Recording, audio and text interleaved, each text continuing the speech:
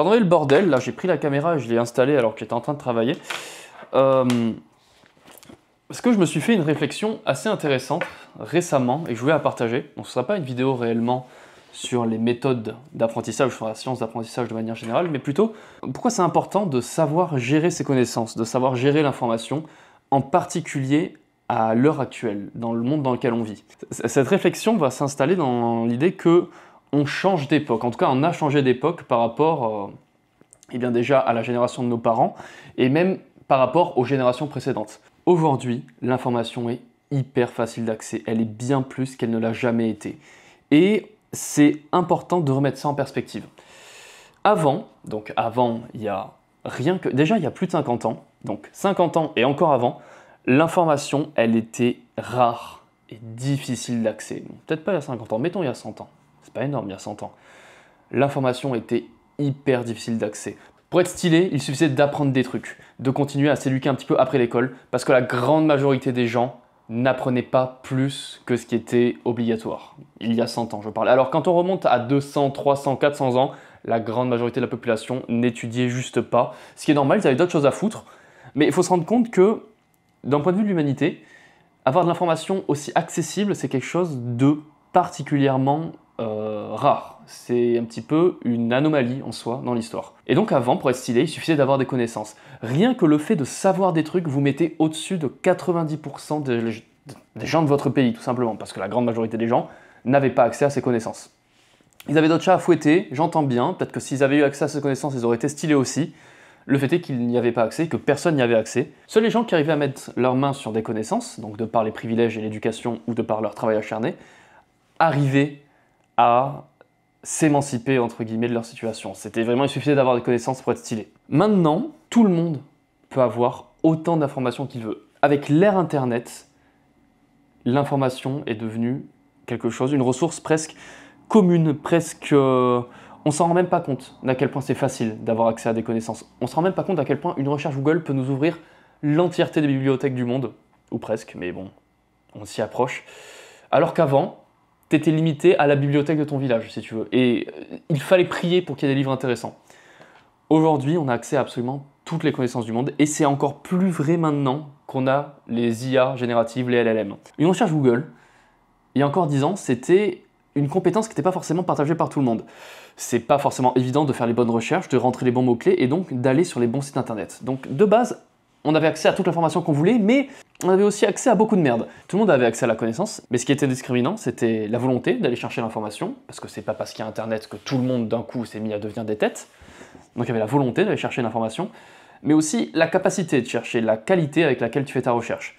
Je sais pas si vous vous souvenez, quand vous aviez 12 ans, peut-être, les recherches Internet, parfois, c'était pas trop ça, quoi. Donc il y avait encore cette compétence. Maintenant, savoir chercher une information, c'est plus si discriminant que ça. Déjà parce que les moteurs de recherche se sont grandement améliorés, parce que la connaissance globale aussi s'est grandement améliorée. On a tous grandi avec Internet, on a tous vécu avec Internet depuis longtemps maintenant, on sait comment faire des recherches Google. Et c'est encore plus impressionnant maintenant qu'on a des LLM, qu'on a par exemple ChatGPT, et qu'on peut lui poser des questions, pas forcément très claires, et qui peut nous fournir des réponses cohérentes, détaillées, résumées, et qui nous ouvrent la voie vers encore plus de questions. Avant, les connaissances étaient rares et difficiles d'accès, et donc il suffisait de savoir des trucs pour être quelqu'un. Maintenant, tout le monde peut savoir tout et n'importe quoi. Et on ne se rend pas compte d'à quel point c'est un piège. On ne se rend pas compte d'à quel point c'est compliqué. Je reviens. Regardez ce livre, regardez ce monstre, imaginons que c'est Internet.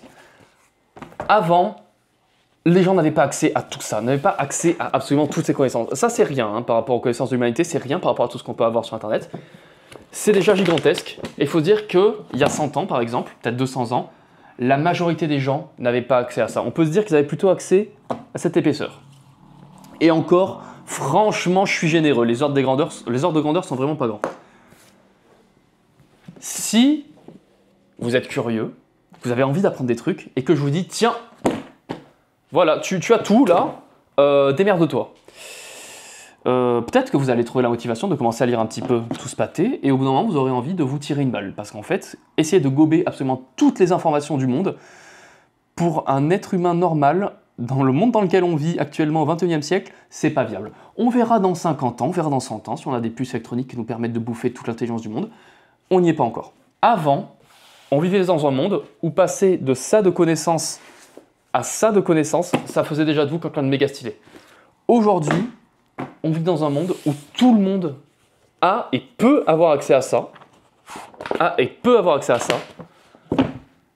mais ne sait pas nécessairement s'en servir. Et ce qui va faire la différence entre vous et quelqu'un d'autre, ce n'est plus la quantité de connaissances que vous avez à disposition, c'est la manière dont vous extrayez ces connaissances et la manière dont vous les comprenez et la manière avec laquelle vous faites des liens entre les connaissances de ce livre-ci et les connaissances dans votre livre et les connaissances de machin et votre expérience et la vie dans le monde. Et c'est la manière dont vous gérez vos connaissances qui va faire la différence aujourd'hui. Pourquoi j'ai dit que c'était encore plus important maintenant qu'il y a par exemple 10 ans? Avant, pour avoir des réponses, on va dire qualitatives, résumées, intelligibles et qui nous permettaient des ouvertures vers d'autres sujets, il fallait quand même faire des recherches un petit peu pointues. Il fallait s'intéresser à un sujet, il fallait creuser dedans et il fallait comprendre un peu les trucs. Maintenant, il est tellement plus simple quand on a une question complexe de demander directement à un LLM comme par exemple ChatGPT et juste d'avoir sa réponse et de gober sa réponse et de la prendre comme argent comptant. Déjà, ceux qui ont fait ça, vous vous êtes vite rendu compte qu'il y a des limites à ça, mais rien que sur le concept, à terme, il n'y aura plus de limites. À terme, on va imaginer que le modèle, il peut faire des réponses toujours de qualité. Pour avoir une réponse de qualité, il suffira juste de poser la question au LLM. Et donc, tout le monde aura accès à des réponses de qualité, tout le monde aura accès à des informations de qualité. Et à des informations précises aussi. C'est l'une des grandes différences entre maintenant et il y a par exemple 5 ans. Les LLM, ils vous fournissent une réponse précise à une question précise. Avant, si la réponse n'existait pas sur Internet, vous pouviez aller vous faire foutre pour avoir la réponse. Vous deviez vous démerder avec les morceaux d'information et puis c'est marre. Aujourd'hui, la barrière d'entrée de l'information n'est plus discriminant pour faire la différence. Ce qui va être discriminant aujourd'hui, ça va être comment vous prenez les informations, comment vous les interprétez et comment vous transformez ces informations en quelque chose qui peut vous rendre plus compétent. Comment vous comprenez mieux les choses pour pouvoir les appliquer et comment vous comprenez mieux les choses pour pouvoir les dériver sur d'autres sujets qui ne sont pas forcément intuitifs, ou comment vous pouvez vous inspirer d'autres sujets, d'autres domaines, des sciences, de la connaissance, de la culture, pour solidifier vos connaissances dans un domaine. Dites-vous que ça va vraiment dépendre de vous et de votre compétence à gérer les informations maintenant. Avant, il fallait savoir chercher l'info, avant, il fallait peut-être avoir la rigueur pour aller chercher des infos de qualité précise. Maintenant, ces barrières d'entrée ont sauté.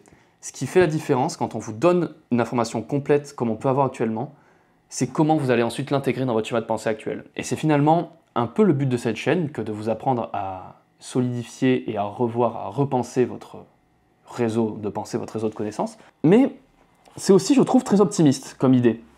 Indépendamment de cette chaîne, je veux dire. On est actuellement dans un climat où beaucoup de gens ont peur de se faire remplacer par l'IA. Voilà, si vous ne vivez pas sous une grotte, vous avez déjà entendu ce discours. Oui, mon job dans 5 ans, il va être remplacé par un robot, il va être remplacé par l'IA. Avant, c'était essentiellement les métiers manuels qui étaient remplacés par des robots, par des chaînes de montage, par exemple. Dans l'industrie automobile, il y a des chaînes de montage avec des robots qui font des actions répétées. Et maintenant, ce qui fait surtout très peur, c'est que ce sont les travaux dits intellectuels ou tertiaires qui peuvent être remplacés par des modèles, par des LLM. Aujourd'hui, on peut imaginer qu'à peu près tous les métiers cognitifs peuvent être remplacés par des LLM. En tout cas, à terme, pourraient l'être.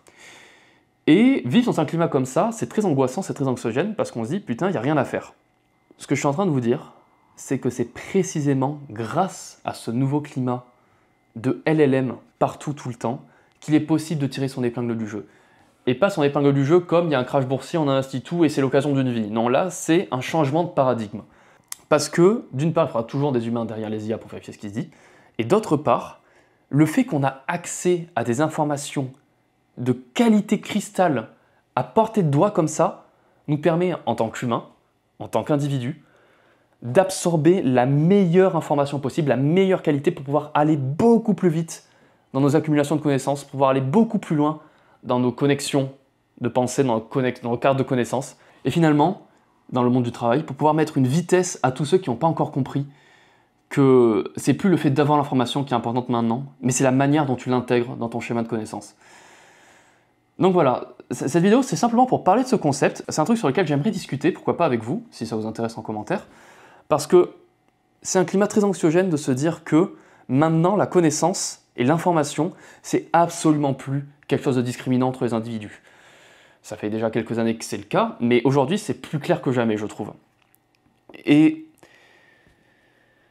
le but de cette chaîne, c'est de vous apprendre, non pas tellement à avoir des informations, mais de vous apprendre à comment les gérer, à comment les cristalliser, à comment les intégrer dans votre schéma de pensée et à comment s'en servir efficacement. Et je me dis que dans ce contexte-là, le fait que l'accès aux informations n'est absolument plus une barrière, eh bien le fait de savoir gérer ces informations, c'est là que va être la différence entre vous et quelqu'un d'autre.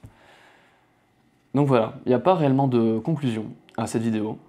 C'est simplement pour dire que oui, il y aura des changements dans le futur. En réalité, il y en a toujours eu, même si un changement comme celui-là n'était peut-être pas attendu aussitôt. Et je pense très sincèrement que ce changement peut être bien plus bénéfique que ce que l'on pourrait imaginer. D'un point de vue individuel, parce que si vous avez capté que le changement, c'est plus comment on a l'information, mais comment on la solidifie dans notre cerveau, vous allez pouvoir mettre une vitesse très vite à tous ceux qui n'ont pas encore compris ça. Et ensuite, d'un point de vue de l'espèce de manière générale, parce que maintenant qu'on a accès, maintenant qu'on est dans une époque où on aura bientôt accès, parce que ce n'est pas encore tout à fait le cas, on aura accès aux informations les plus claires possibles, on va pouvoir aller plus loin, on va pouvoir supprimer énormément de bruit. Et ça, moi je trouve ça plutôt positif, je trouve ça plutôt optimiste, non? Bon, en attendant, on n'y est pas encore. Il y a d'autres étapes à simplement poser une question à ChatGPT pour ensuite avoir une information et avoir la connaissance. Ça, on le verra dans de prochaines vidéos, qu'on peut utiliser l'IA pour renforcer nos connaissances et nos révisions et notre apprentissage, mais qu'on ne peut clairement pas s'y fier encore à 100%. Mais c'est simplement une idée qu'on peut garder en tête. Voilà.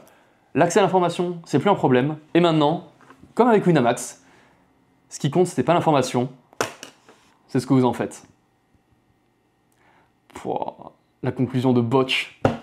Qui dit Botch en 2025? Personne. Allez, bonne soirée, on se voit une prochaine fois. Je sais pas sur quel sujet, j'ai une liste de vidéos. Je l'attaquerai, c'est promis. Bref, des bisous, et n'arrêtez jamais d'apprendre. C'est pas l'outro d'un vidéaste, ça, déjà?